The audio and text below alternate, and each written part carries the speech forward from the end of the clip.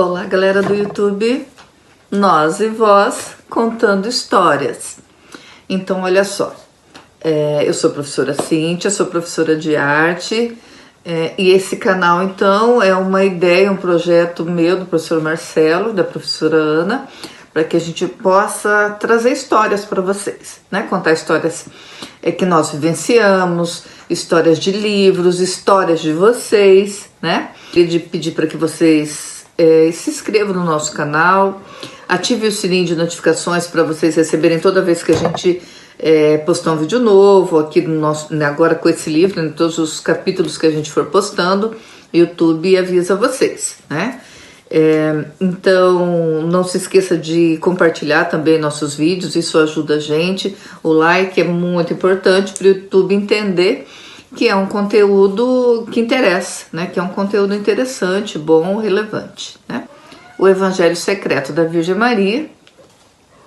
Esse livro foi escrito por Santiago Martim e ele é um manuscrito, né? A tradução de um manuscrito que foi dado a uma monja de nome Egéria, que no século IV ela conseguiu angariar fundos donativos para que ela pudesse fazer uma viagem até Jerusalém, até a Terra Santa.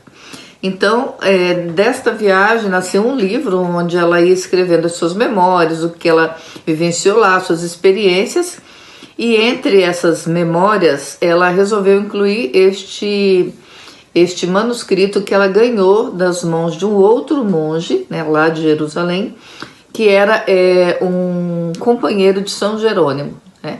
Então esse monge, quando entregou a ela esse manuscrito, ele garantiu que era algo realmente autêntico, né, a autenticidade desse manuscrito.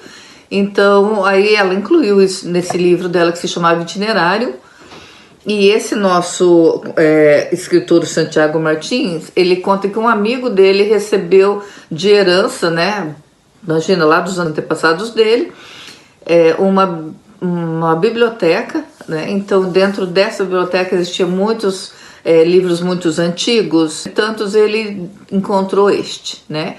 E aí eles acabaram publicando. Então é deste livro que nós estamos falando, ok? Então, novamente, por favor, se inscreva no nosso canal e nos ajude a crescer. Então, com vocês, mais um capítulo do nosso livro O Evangelho Secreto da Virgem Maria.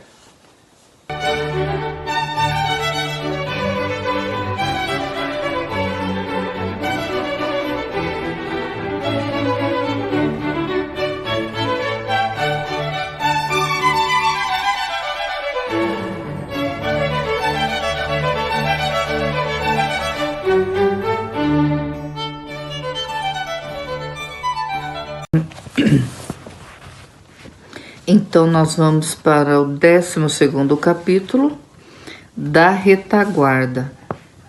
Contava-te ontem, João, o que sucedeu quando Jesus esteve em seu povoado, em Nazaré, pouco antes de ter iniciado a manifestação pública de sua missão.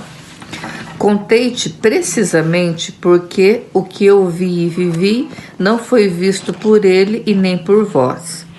E assim aconteceu durante os quase 3 anos que se seguiram.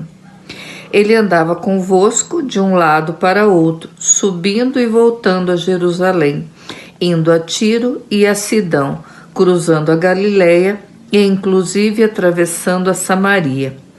Eu, por outro lado, estava em casa, em Nazaré, até que minha vida passou a correr perigo e tive que me refugiar em Caná.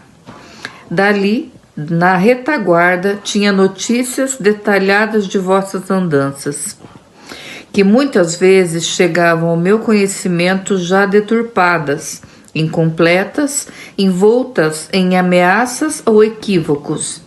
Não foi fácil ficar distante daquele que era tudo em minha vida. Não foi fácil conservar a serenidade quando essas vozes me pareciam amigas, punham-me a angústia na garganta ao contar-me minuciosamente os perigos que corria meu filho. Não foi fácil, tampouco, quando ouvia dizer que meu Jesus ia encabeçar uma rebelião contra os romanos, ou quando me contavam que se havia tornado um perigo para a sobrevivência do povo. E menos ainda quando afirmavam que era um blasfemo e violava as sagradas leis de nossa religião. Mas eu lhe havia prometido que acontecesse o que acontecesse, nunca deixaria de estar tranquila, não perderia a paz e a confiança em Deus. Havia-lhe prometido também que não duvidaria dele, se bem que foi fácil cumprir a promessa, porque os rumores que me chegavam, pondo em dúvida sua honra e sua fé, só me magoavam por saber que eram injustos, porém não me abalavam, sequer me faziam duvidar. Não fora em vão que eu o trouxera ao mundo e tinha convivido com ele durante 30 anos. Se os outros podiam duvidar, eu não, pois eu o conhecia e sabia que tudo o que dele pusessem dizer se devia a mal-entendidos ou ao pecado daqueles que o injuriavam.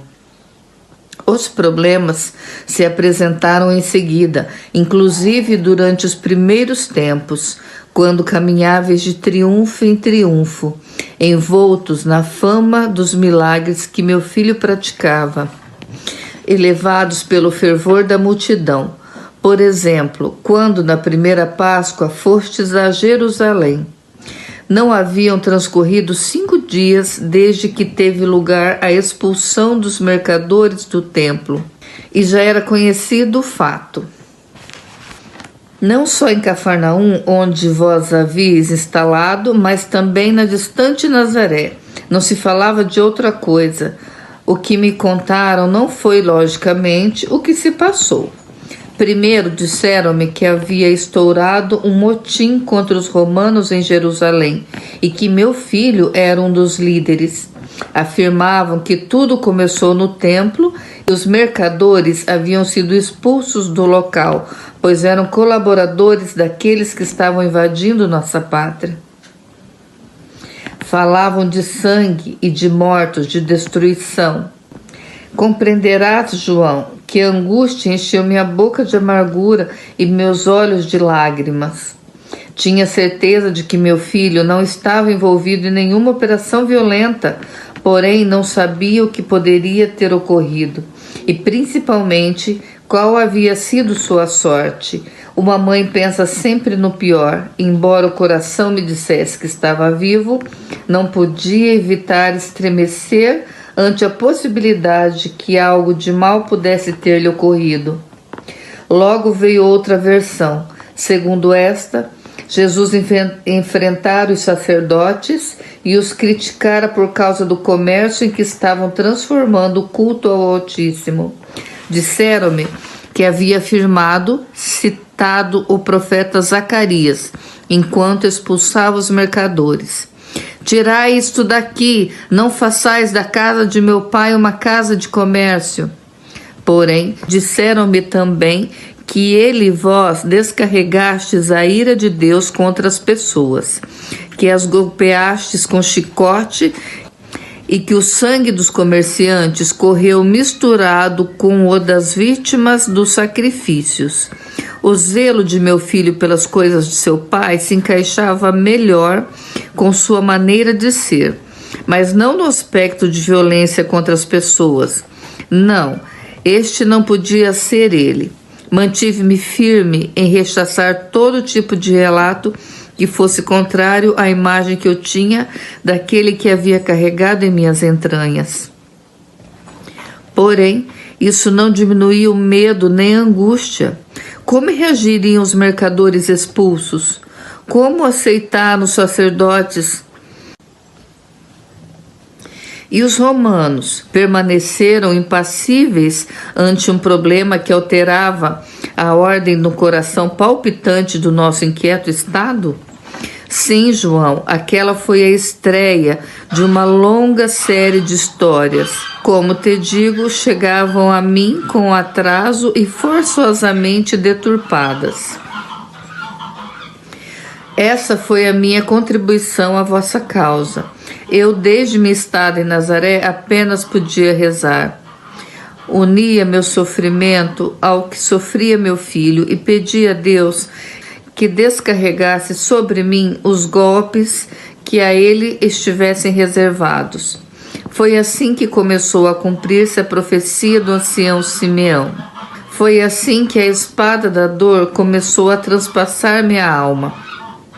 A angústia se tornou terrível quando, pouco depois dos fatos acontecidos na Páscoa, João Batista foi detido. Estava batizando perto de Salim, quando caíram sobre ele os homens de Herodes e o levaram. A notícia da prisão de João correu velozmente por todo o país. Não esqueças de que eu era sua tia e que, embora não tivéssemos tido muito relacionamento devido à prematura morte de seus pais, eu havia estado ao lado de sua mãe. Além do mais, todos nós amávamos João. E como se isso fosse pouco, ele havia sido eleito pelo Altíssimo para dar a meu filho o sinal de partida. Por último, dele saíram vários de vós, formando parte dos primeiros a acompanhar meu filho em sua pregação.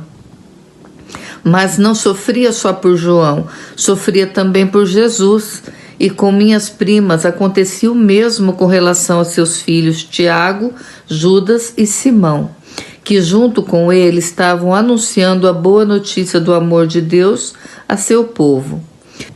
Como mães preocupadas, nos víamos com frequência para trocarmos a menor notícia e rezar, pedindo a Deus misericórdia para o Batista e para nossos rapazes. Elas não tinham a fé em Jesus que eu tinha, e eu notava que, apesar do carinho que nos unia, às vezes se sentiam amarguradas e pesarosas pelo fato de que seus filhos se haviam metido naquela aventura. Minha prima Maria, mãe de Tiago, sempre esteve firme. O caso é que sofríamos por não termos notícias e sofríamos quando as recebíamos, até que nos inteiramos de que, após a detenção de João, Jesus havia decidido abandonar a Judéia e regressar a Galiléia. Podes não crer, João, mas eu soube do caso da samaritana muito antes de nos reuníssemos em casa de Manassés, em Caná, e que ele pudesse então me contar. E como em tantas outras ocasiões, eu o soube na forma deturpada e sofri devido à aversão que me deram. Não se atreveram a ferir-me diretamente. Assim o contaram a Maria, minha prima. Primeiro disseram que Jesus foi surpreendido junto ao poço de Jacó com uma prostituta e que seus próprios discípulos o encontraram falando com ela, coisa que é proibida entre nós e os samaritanos. E muito mais quando se trata de um homem e de uma mulher que estão a sós, especialmente se ela é uma mulher dessa classe.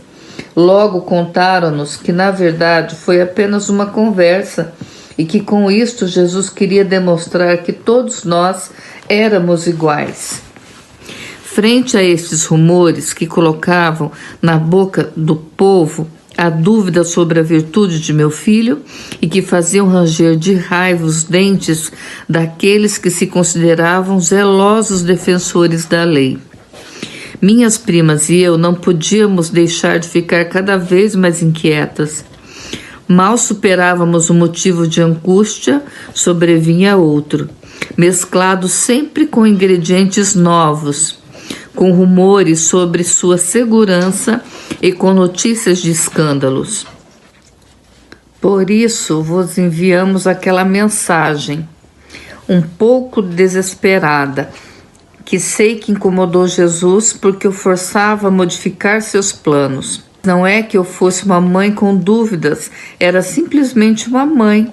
Minha fé em meu filho não se havia alterado em nada. Porém, precisava vê-lo, estreitá-lo em meus braços.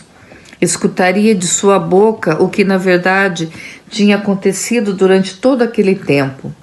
Jesus, como sabes, aceitou reunir-se conosco em Caná, na casa de Manassés, que morreu pouco depois daquela visita, deixando Lia desolada. Ali, naquele lar acolhedor, muito mais aberto aos ventos do mundo que entre os muros antigos da montanha de Nazaré. Pudemos passar uns dias de descanso. Ali aconteceu outro milagre que, na realidade, se realizou à distância. Em Cafarnaum, refiro-me à cura do filho de um funcionário real que veio das margens do lago até Caná para suplicar que curassem seu rapaz. Eu estava junto de meu filho quando aquele homem lhe suplicou insistentemente. Jesus estava muito cansado, tanto que exclamou: se não virdes milagres e prodígios, não credes. Não me atrevi, como antes, a mediar, porque, entre outras coisas, nem deu tempo. O bom homem, apesar de sua elevada posição, voltou a pedir-lhe que fosse com ele a Cafarnaum antes que a criança morresse. Então vi Jesus ficar sério, fechar os olhos e estremecer suavemente. Logo lhe disse: vai-te, teu filho vive. Aquele rapaz viveu, João, pelo milagre que fez meu filho, mas também pela fé de seu pai, porque este aceitou a palavra de Jesus e deixou de insistir. Mesmo se tivesse continuado a suplicar, a cura seria levada a cabo da mesma forma, porque quando Jesus lhe falou, o filho já estava curado. Embora aquele encontro com meu filho tenha durado pouco, pude falar-lhe com certa calma. Aproveitei para perguntar-lhe sobre sua alma, sobre sua paz. Notei que ele estava cansado. Percebi que estava um pouco decepcionado, embora estivesse no início de sua aventura. Não se podia dizer que havia se metido naquela confusão, ignorando a natureza humana. Já tínhamos lhe falado, e seu pai José o prevenira havia muito tempo. Os homens pedem milagres pequenos àquele que lhes quer dar o maior dos milagres, o de saber que Deus existe. Enfim, ao menos tive a ocasião de vê-lo e de apertá-lo em meus braços.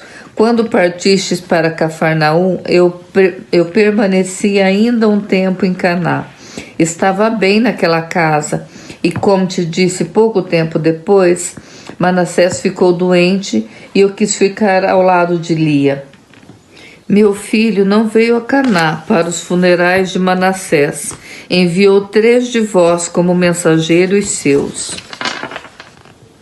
Enfim, João, os 3 escassos anos de trabalho evangelizador, como chamais agora, de meu filho, foram para mim anos de sofrimento, um sofrimento que quisera aliviar estando a seu lado. Como vós estáveis, inclusive como faziam algumas mulheres que o seguiam e o ajudavam.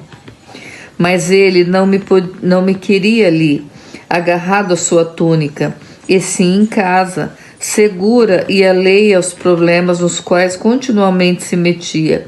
Sabia da minha dor pela separação, mas também que eu sofreria mais se presenciasse os insultos que às vezes lhe dirigiam, as ameaças que pesavam sobre ele, as conspirações que seus amigos tramavam. Quando me inteirei de que planejava voltar a Jerusalém por motivo da festa do Sabá, pouco mais de um mês depois da sua saída forçada da cidade por causa da detenção de seu primo, minha angústia foi enorme. É certo que as notícias que corriam sobre João não eram más. Diziam que Herodes gostava dele e que inclusive consultava-o sobre assuntos de Estado.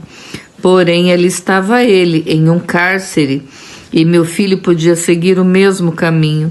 Contudo, vós fostes e ali estivestes, e ele realizou milagres, como do enfermo que curou na piscina de Betesda, situada bem próximo da casa onde eu havia nascido. Claro que Jesus não fazia só isso. Tentava convencer os notáveis, insistia no diálogo com os fariseus mais abertos para fazê-los compreender que a mensagem da qual era portador não se opunha ao que Moisés e os profetas anunciaram, e sim era uma continuação e sua plenitude. Muitos meses passastes na Cidade Santa, até que ocorreu aquele desastroso festim em que Salomé, instigada por sua mãe, forçou Herodes a matar o Batista. Quando as notícias chegaram a nós, de novo o medo e a dor se apoderaram de mim. O medo e a angústia pela sorte de Jesus e da vossa, dor pelo que João passou. Mas sempre tive presente a promessa que havia feito a meu filho.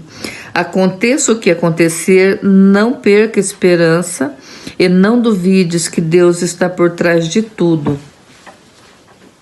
E eu padecia numa escuridão tremenda, sem ter notícias, até que soube que após a morte de João, voltastes a sair de Jerusalém, onde não estáveis seguros. Assim, ainda que eu estivesse em Nazaré e vós em Cafarnaum, minhas primas e eu desejávamos ver nossos filhos. Jesus tinha enviado Judas para nos tranquilizar, mas sua chegada a Nazaré não fez mais do que piorar as coisas. As pessoas não tinham esquecido a permanência de Jesus no povoado, embora muitos, comovidos com suas lágrimas, quando descia a ladeira. Com o passar do tempo, a maioria voltou a sentir profundo rancor contra ele. Acima de tudo, consideravam um desprezo imperdoável sua recusa de realizar ali algum milagre, especialmente porque não paravam de chegar as notícias de que os fazia neste ou naquele lugar. Assim, sua popularidade em Nazaré era menor do que em toda a Galiléia. À exceção dos que o seguiram, os demais se sentiam incomodados por ter que suportar as indiretas de uns e de outros, que os acusavam de ser parentes de um apóstata, de alguém que violava o sábado, que tinha pretensões de grandeza e queria modificar os ensinamentos de nossos antepassados. Eu percebi uma tempestade se formando e não sabia o que fazer. Só minha prima Maria continuava muito unida a mim, e com relação às outras, apenas podia aguentar em silêncio suas reprovações e ironias. Então, quando já se passavam algumas semanas da vossa ida a Cafarnaum e depois da estada de Judas no povoado, decidiu-se formar uma comitiva familiar para ir onde estava Jesus e pedir-lhe explicações. Diziam que ele não podia fazer o que quisesse, porque com seu comportamento estava pondo em perigo o resto da família. Devia ser razoável, moderar suas pretensões, submeter-se aos rabinos e aos chefes do povoado, não provocar e, se possível, beneficiar em algo os seus. Como compreenderás, João? Para mim foi um desgosto terrível. Que podia fazer eu? Nem me deixaram falar, só me disseram que eu poderia acompanhá-los ou, se não quisesse, permanecer no povoado. Não pude negar-me ir com eles. Tinha tanta vontade de vê-lo. Além disso, quem sabe eu poderia mediar para evitar um confronto que faria meu filho perder o escasso apoio com que contava entre os seus. Era inverno, porém os dias eram suaves e os campos começavam a encher-se de flores. Chegamos a Cafarnaum e em seguida nos disseram que o mestre, como todos o conheciam no povoado, estava ensinando na casa de um notável. Fomos até ali. A casa estava cheia. Um sobrinho meu perguntou a um dos que esticavam o pescoço do lado de fora para captar alguma coisa que ocorria no pátio da casa. De que fala? Não sei de que sinal de Jonas, respondeu o homem, completando a seguir. Diz que os ninivitas se levantarão contra nós no dia do juízo, porque eles se converteram com a pregação de Jonas, e ele é mais do que Jonas. Contudo, nós não nos convertemos. E diz também que o mesmo fará a rainha do meio-dia, aquela que correu para ouvir Salomão, porque ele é maior do que Salomão. Mais que Jonas, mais que Salomão, exclamaram indignados meus parentes. Ah, isso já é demais. Voltou louco, e se não o detivermos, vai fazer cair a desgraça sobre todos nós, e inclusive sobre todo Israel. Ante a agitação, alguns se voltaram e mandaram que se calasse. Está falando de Satanás, calai-vos e deixai-nos escutar. Se não credes, o problema é vosso. Para nós, tudo o que diz é verdade. Porque temos visto tantos milagres seus que nem Salomão, nem mesmo Davi se igualariam a ele. Meus primos protestaram e a agitação, em lugar de amainar, cresceu. Então eles se identificaram. Somos sua família, viemos de Nazaré e aqui está também sua mãe. Meu coração, João, deu um salto. Como se atreviu a implicar-me naquela confusão? Como se atreviu a mencionar meu nome, como se eu estivesse de acordo com eles e tivesse dúvidas acerca da identidade, da importância de meu filho. Porém, não houve nada a fazer, apenas se constatou que eu estava ali e como ninguém me conhecia, a notícia se difundiu como um relâmpago. É sua mãe, diziam uns aos outros com reverência, abrindo-me caminho, até que alguém conseguiu acercar-se de Jesus, que continuava falando. Ele disse: olha, aí fora está tua mãe e teus irmãos que desejam falar-te. Todos puderam escutá-lo e se voltaram para onde nós estávamos. Quanto sofri então, João! Eu ainda não ouvia, longe como estava. Elevava dentro a enorme dor de ser acompanhante de pessoas que não o amavam nem o entendiam. Queria adiantar-me a todos e dar-lhe explicações, mas neste momento eu mesma, bem como os outros, o ouvimos dizer, com voz tranquila e emocionada: quem é minha mãe? E quem são meus irmãos? E apontava para vós, seus discípulos mais queridos. Estes são minha mãe e meus irmãos, pois todo aquele que cumprir a vontade do meu Pai Celestial será meu irmão, minha irmã, minha mãe. Então o murmúrio cresceu. Todos falavam entre si, perguntando o sentido daquelas palavras. Seriam de desprezo por sua família, inclusive eu? Será que o mestre acabava de dar outra lição, abrindo a qualquer um a possibilidade de ser um ente chegado? Ou afirmava que o que importava na verdade não é o vínculo de sangue, e sim os vínculos de amor que o amor estabelece? A verdade é que não houve tempo para muitos comentários. Jesus já se havia levantado e lhe abriam passagem para chegar até mim. Seus primos, tão irritados antes e mais confusos agora, estavam ao meu redor. Meu filho, à vista de todos, com a calma que agora já não o abandonava nunca, colocou os braços em meu pescoço e me beijou a fronte. Eu ainda estava aturdida, queria falar, explicar-lhe, contar-lhe o que se passava, mas ele não deixou. Disse-me ao ouvido: eu sei de tudo, fica tranquila, não duvido de ti. assim como não duvidas de mim. Tudo isto tem que suceder, e podes deixar de sofrer, porque nos planos de Deus está tudo previsto, inclusive que os profetas sejam desprezados em suas terras.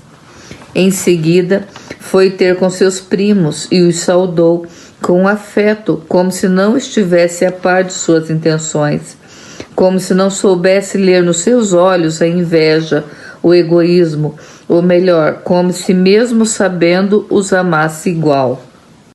O ambiente em Cafarnaum era bem diferente daquele que se respirava em nosso povoado. Aqui Jesus era admirado e querido, possuía muitos seguidores e continuamente chegavam à pequena cidade pessoas procedentes de toda a Galiléia e da Judéia, ou ainda de Decápolis, para ouvi-lo e, sobretudo, para que os curasse. Contavam-se maravilhas dele, e a mim não cessavam de adular e abençoar por haver tido um filho assim.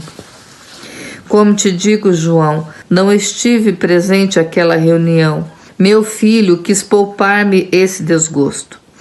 Por Maria, soube que escutou seus primos com a cabeça entre as mãos e que não se despediu com raiva. Disse minha prima que inclusive tinha os olhos úmidos quando eles terminaram de dar seus conselhos. Sei, embora ele nunca quisesse falar do que aconteceu ali para não me entristecer. Afinal, pertenciam à sua família e nos queríamos. Durante anos convivemos e havíamos passado bons momentos juntos.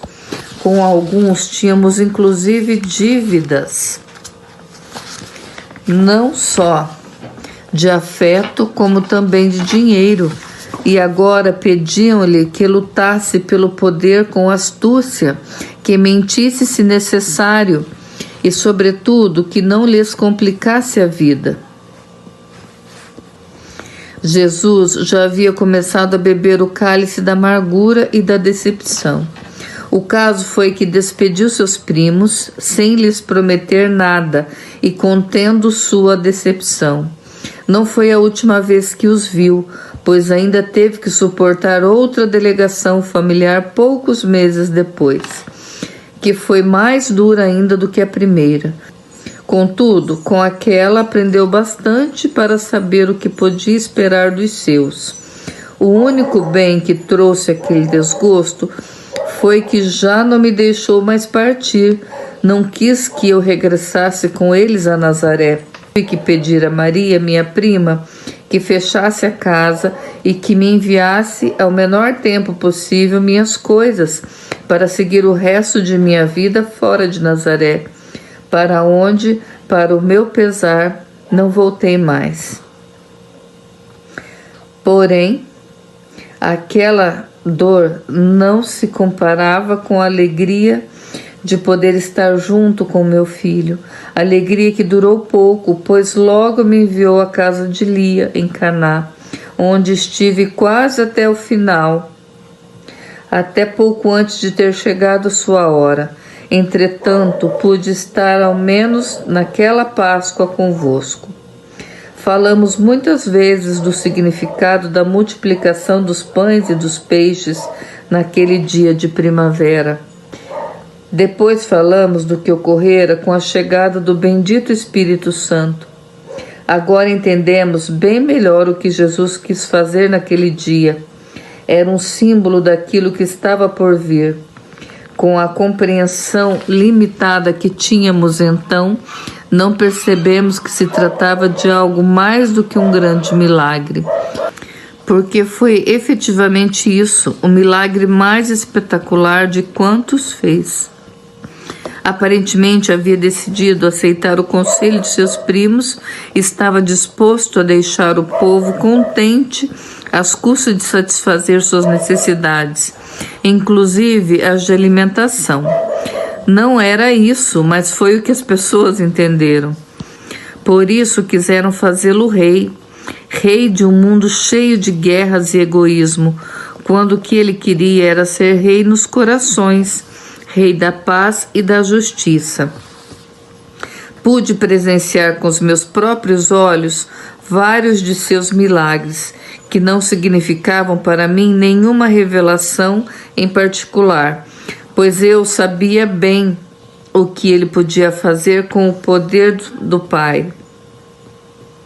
Eu também aprendi muito nesses dias, principalmente me tornei cada vez mais consciente de que ele não era somente meu filho, como também filho de Deus. Como ele mesmo dizia, vosso irmão. Quanto mais amava as pessoas, menos elas entendiam a sua mensagem. Quanto mais as ajudava, mais buscavam a sua ajuda material e menos a espiritual. Poucos, para não dizer nenhum, eram os que acudiam a ele dizendo: ajuda-me a ser melhor, ajuda-me a controlar meu gênio, pede a Deus que me faça mais generoso. A multiplicação dos pães e dos peixes passou como um grande milagre de Jesus, sem que ninguém se desse conta de que ali havia algo mais. Ali estava a prova de que Deus estava com ele, como esteve com Moisés no deserto. Estava também o adiantamento de um alimento que saciaria eternamente nossa fome. Aquele que depois ele nos daria com seu corpo e seu sangue, na véspera de sua paixão, com a Eucaristia, como a chamais agora, neste estranho mundo grego. Depois daquele fato, pude ficar com ele convosco apenas mais alguns dias. Mandou que tu, lembras, me acompanhaste a Caná. Mas antes de eu ir, ficamos juntos um longo tempo. Naquela conversa, mais do que em outras ocasiões, me abriu o coração. Pude segurar sua cabeça entre minhas mãos e tratei de consolá-lo ao mesmo tempo que o animava a seguir adiante. Eu disse: lembro muito bem. Que esperavas? Acreditavas que tudo ia ser fácil? Acreditavas que os milagres e teus discursos as pessoas iam entender e se converter o coração e seu coração se transformaria? Querido filho meu, tens que aceitar as coisas como elas são.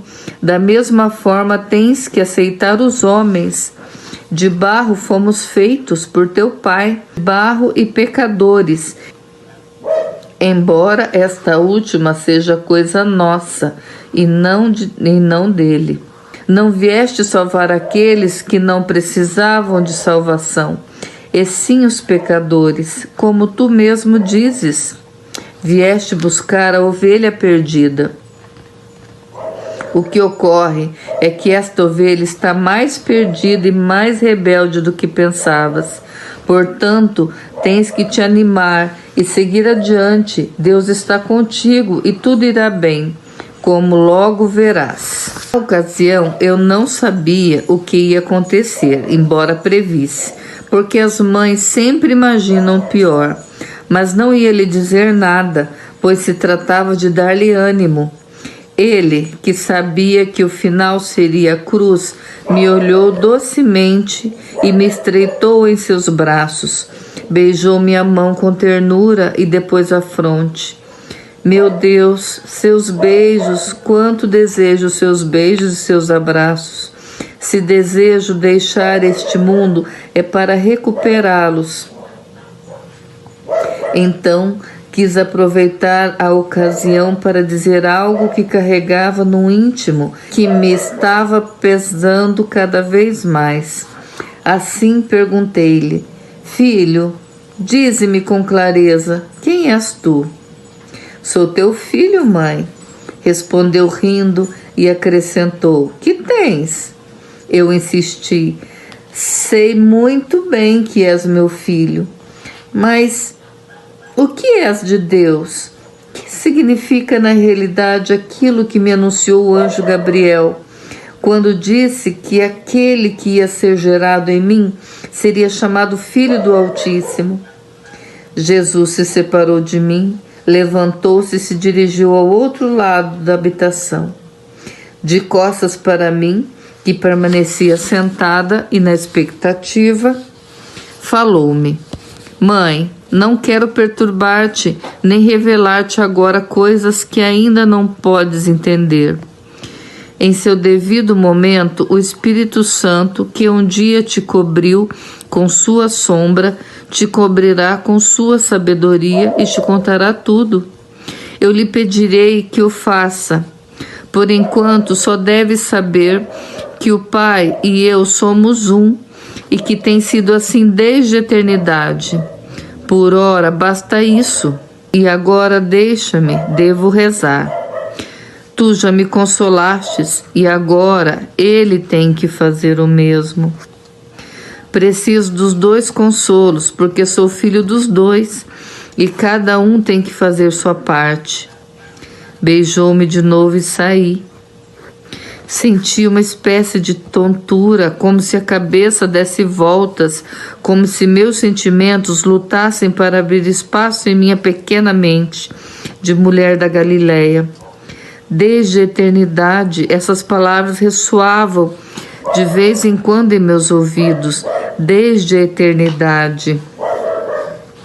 E de novo as perguntas sobre mim. Se ele é Deus, quem sou eu? Como devo tratá-lo? Com que direito eu o eduquei, o corrigi, inclusive o repreendi quando criança? Quem tive em meu seio e em meu peito? Era demais, como te digo, para uma simples mulher, uma aldeia da montanha, tanto que me dei conta de que meu filho tinha razão ao dizer que ainda não havia chegado minha hora de entender. E decidi colocar um freio em meus pensamentos e guardar o mistério no meu coração. Foi assim que parti de Cafarnaum contigo. Entramos de novo em Caná. Depois disto, já no outono, voltaste a Jerusalém. Antes, ele teve que aguentar outra delegação de seus primos, que não hesitaram em dizer-lhe, apesar de saberem do risco que corria: sai daqui e vai para a Judéia, para que também teus discípulos de lá vejam as obras que fazes, pois ninguém atua em segredo quando deseja ser reconhecido. Se fazes essas coisas, mostra-te ao mundo. Magoa-me, apesar de já haver passado tanto tempo, voltar a pensar nisso. Dói-me saber que foram os seus próprios familiares que o puseram no caminho da cruz e que o fizeram conscientemente, só porque queriam desfazer-se dele, porque não desejavam continuar tendo problemas em Nazaré, devido ao parentesco com aquele homem que se tornava uma figura cada vez mais polêmica. Aquela entrevista não foi como a primeira. Soube depois, como na outra ocasião, embora já me encontrasse em Caná. Meu filho, com dor, mas decidido a dar-lhes atenção e a colocar as cartas sobre a mesa, disse a seus primos: minha hora ainda não chegou, mas para vós a hora é sempre favorável. Não vos preocupeis tanto com o ódio do mundo. O mundo não pode vos odiar, mas odeia-me, porque eu testemunho contra ele. Pois suas obras são más.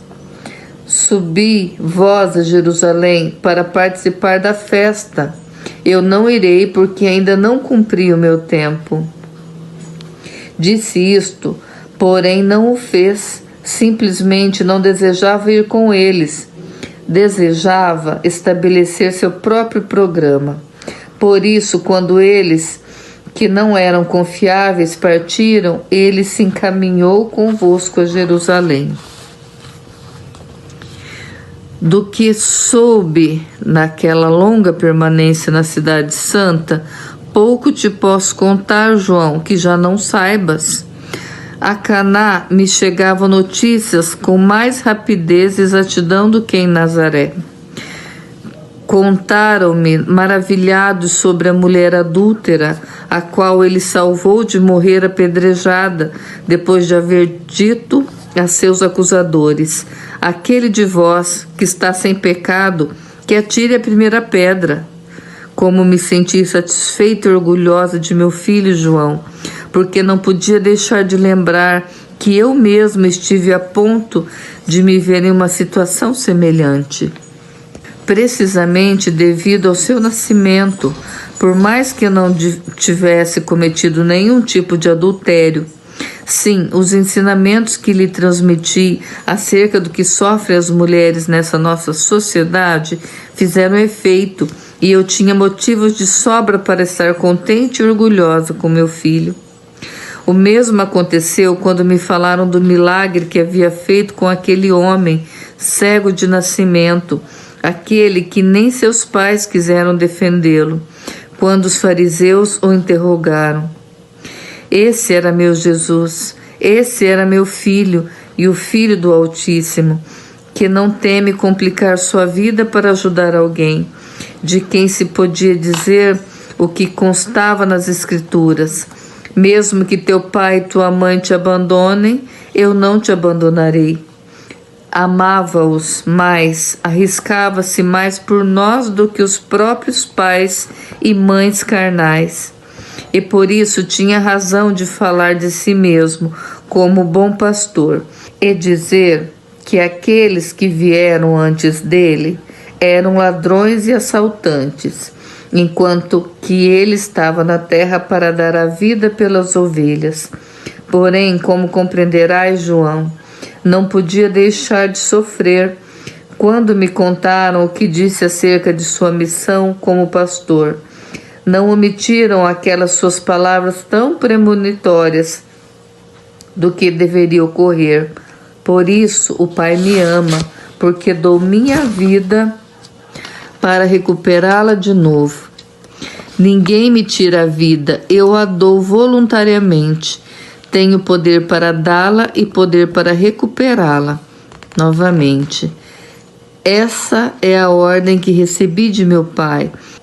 Se vós e os fariseus discutíeis o que significava o uso do termo Pai em referência a Deus e aplicado a Ele mesmo como Filho, se a alguns incomodava a familiaridade e a outros escandalizavam suas pretensões, eu só me fixava no fato de que cada vez mais, com mais frequência, ele se referia à morte, esse dar a vida que só podia significar a proximidade do momento final. Minha vida era um não viver enquanto pensava no perigo que ele corria, permanecendo em Jerusalém, rodeado de inimigos que o espreitavam por todos os lados. Naquela ocasião, a vossa permanência na capital se prolongou muito, até meados do inverno. Concordou em sair de Jerusalém e cruzar o Jordão para descansar um pouco e preparar-se para a investida definitiva. Deste assunto, sem dúvida, falaremos amanhã, porque só de pensar volta a ferir meu coração e sinto novamente aquela espada de dor a que se referiu Simeão me atravessar a alma e o coração.